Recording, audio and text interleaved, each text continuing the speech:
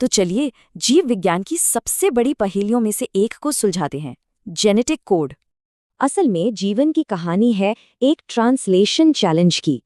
DNA की सिर्फ 4 अक्षरों की भाषा से 20 तरह के अमीनो एसिड वाले प्रोटीन आखिर कैसे बनते हैं। वैज्ञानिक जानते थे कि इस कमाल की प्रक्रिया को चलाने के लिए कोई ना कोई कोड तो जरूर होगा। उन्होंने इसे एक बहुत ही सरल लेकिन दमदार तर्क से देखा। क्या हो अगर ये अक्षर शब्द बनाते हों? एक अक्षर का शब्द, उससे तो सिर्फ 4 कॉम्बिनेशंस बनते। ये तो बहुत कम है। 2 अक्षरों के शब्द से 16 कॉम्बिनेशंस बनते हैं। अभी भी 20 अमीनो एसिड के लिए काफी नहीं। लेकिन 3 अक्षरों का शब्द, उससे बनते हैं 64 कॉम्बिनेशंस। ये काफी से ज्यादा है। बस यही थी वो कमाल की सोच।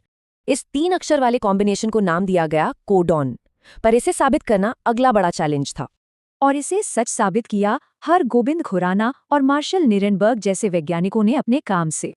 उन्होंने आरएनए बनाने और ये पता लगाने के तरीके खोजे कि कौन सा कोडॉन कौन सा अमीनो एसिड बनाता है।